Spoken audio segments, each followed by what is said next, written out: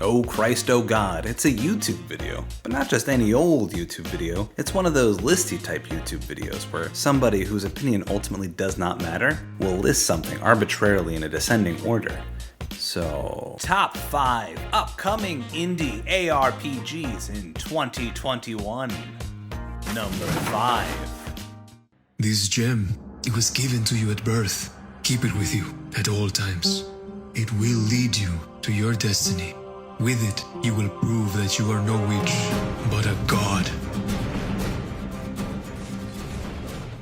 Kicking off the list, we've got Aluna, Sentinel of the Shards. There's a distinct reason that this is trailing the list, and that's simply because, to put it nicely, it looks like the opposite of a good-looking game. It looks a little dated. This game looks like it would be right at home on a PlayStation 2, right between Final Fantasy X and Disney's Extreme Skate Racer. But if we can look past that, I think you'll find there's a lot to love here. We've got a game world that draws heavily from Mesoamerican cultures, that has us exploring lush jungles with vibrant greens and rich blue bodies of water, which is such a far cry from the grim and dark worlds I'm used to trawling, specifically in ARPGs. It also helps that the main character is a Latina heroine, which is a nice change of pace. Beyond that, a shift of focus away from graphics and towards gameplay, especially in smaller development teams, is likely a smart move and will pay off in the overall experience. So, color me cautiously optimistic.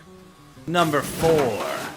Toxic atmosphere, penetrating cold, and terrifying darkness.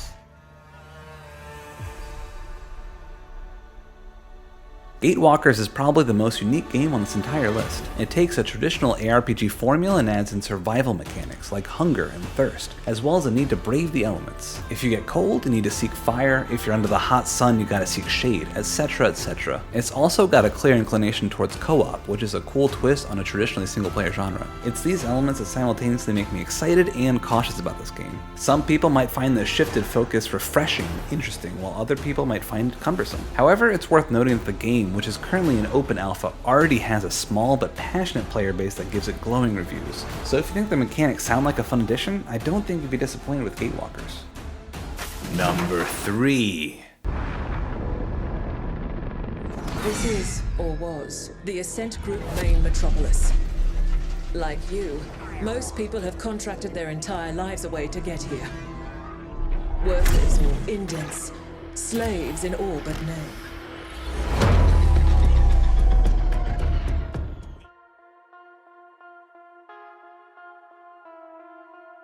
The Ascent, though. No, listen to me. The Ascent, though.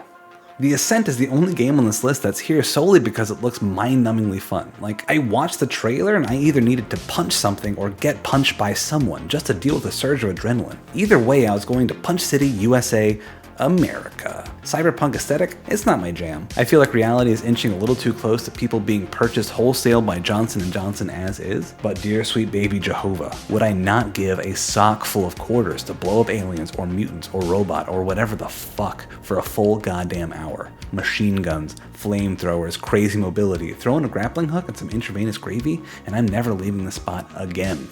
Number 2.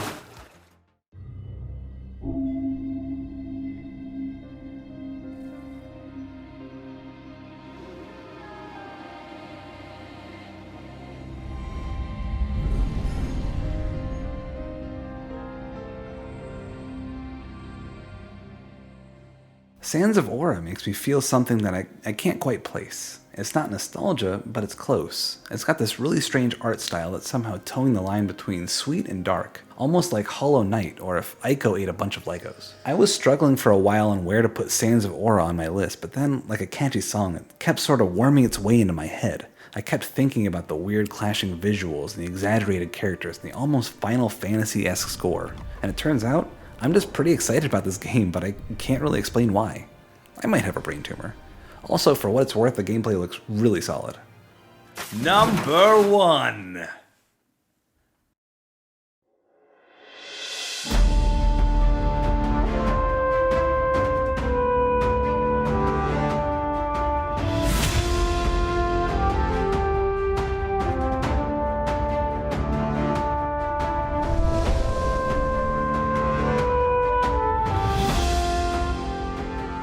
It should surprise no one that my number 1 is Last Epoch, or I guess Last Epoch?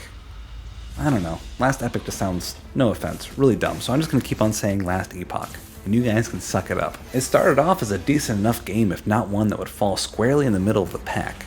But then the developers kept on knocking it out of the park again and again.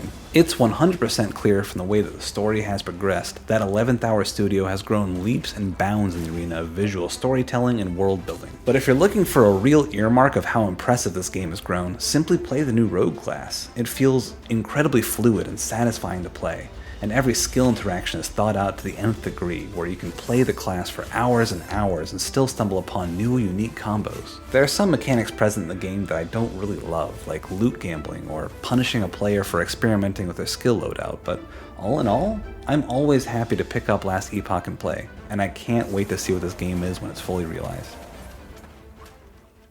Hi there, my name is Armored Otter, and I'm the body to the disembodied voice that you've been listening to. Boy, we've had some crazy times, haven't we? We shared some laughs, we wept on each other's shoulder, and heck, Janet even had her baby right here in the mezzanine.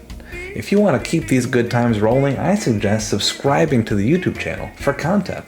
Or if you're feeling cesty, then go on down to twitch.tv/armoredotter, where I am streaming not once, not twice, but thrice weekly. Monday, Wednesday, Friday, we're streaming all sorts of ARPGs, or simply games that are going to make your grandma blush. So head on down over, give me Jeff Bezos' money, and I'll see you next time. Ciao.